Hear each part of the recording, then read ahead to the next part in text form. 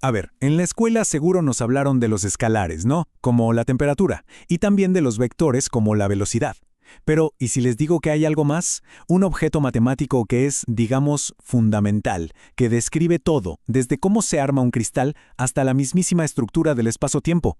Bueno, esa cosa se llama tensor, y hoy vamos a desentrañar qué diablos es. Bueno, repasemos lo básico, pero rapidito. Un escalar es solo un número, una magnitud. ¿Listo? Y un vector, en cambio, tiene magnitud y también dirección. Sencillo, ¿verdad? Parece que sí, pero, como siempre, la realidad es bastante más interesante y compleja. Pero a ver, aquí viene la pregunta clave, la que lo cambia todo y da inicio a nuestra investigación.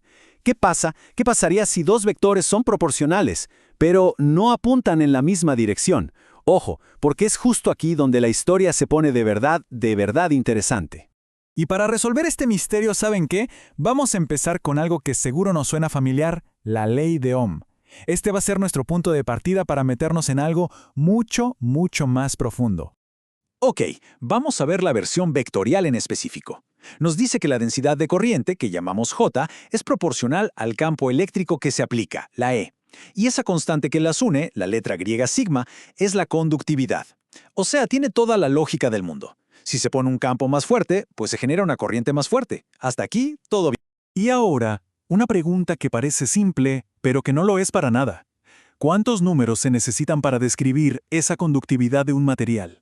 La primera respuesta que se nos viene a la mente, quizás no sea la correcta.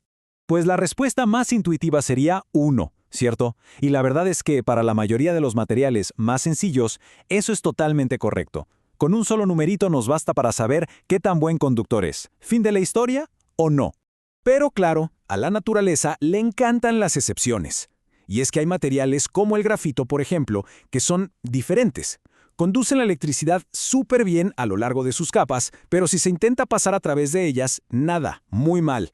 O sea, en estos cristales que se llaman anisotrópicos, la conductividad depende totalmente de la dirección. Ok. Entonces, si la dirección importa, el siguiente paso lógico sería pensar que necesitamos más números. Quizás uno para la dirección X, otro para la Y y otro para la Z. Suena razonable, ¿no? 3 números para 3 dimensiones. Parece que tiene sentido. Y es aquí donde nos encontramos con el verdadero problema. Resulta que en estos materiales, el campo eléctrico y la corriente que éste genera no apuntan en la misma dirección. Imagínense, se aplica un campo hacia adelante y la corriente decide irse un poquito de lado. Esto, la verdad, rompe con todo lo que uno esperaría. Y es que esto es algo realmente, pero realmente inusual.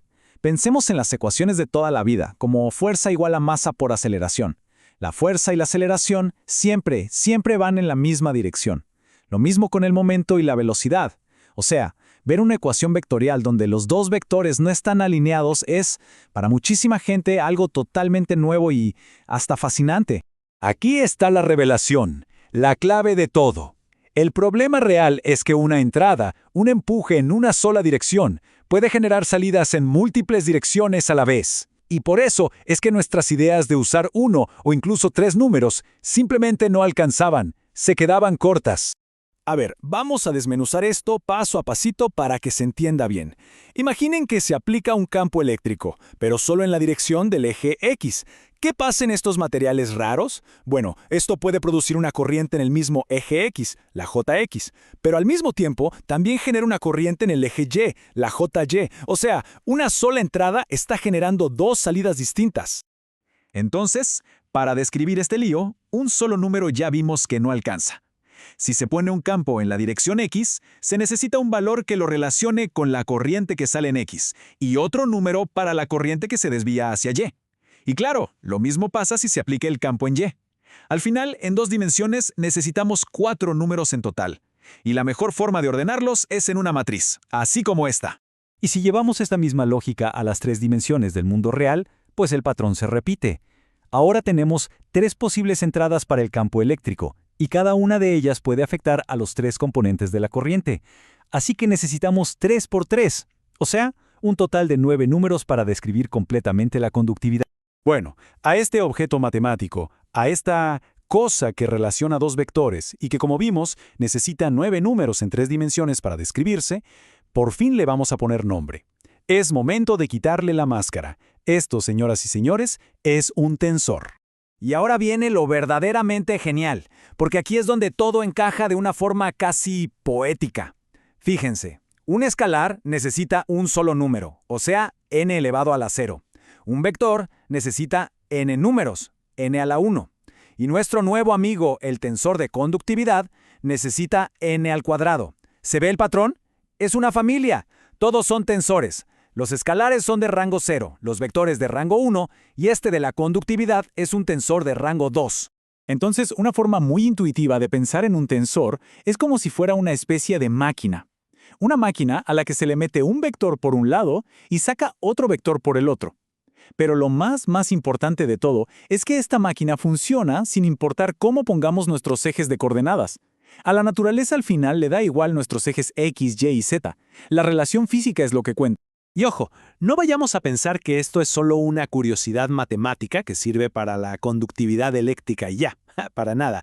Este concepto de los tensores es absolutamente fundamental y aparece por todos lados, en muchísimos campos de la física y de la ingeniería. Miren, por ejemplo, el momento de inercia. Si se hace girar un objeto con una forma irregular, su eje de rotación y su momento angular no tienen por qué estar alineados. Y adivinen qué describe esa relación. Exacto, un tensor.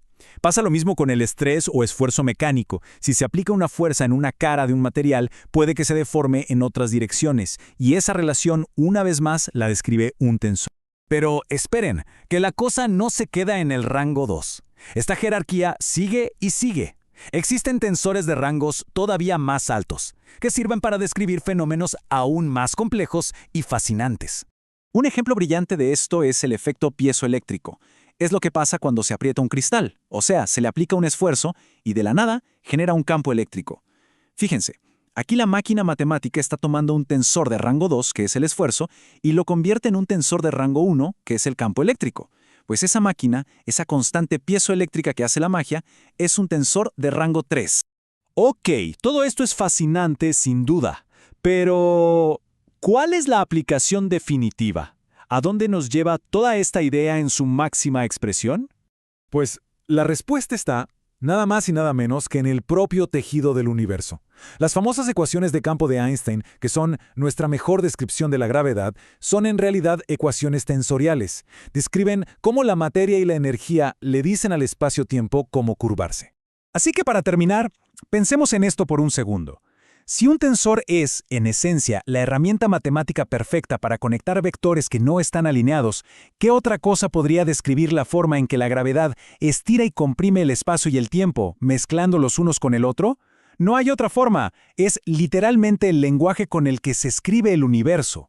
Y ese lenguaje es el de los tensores.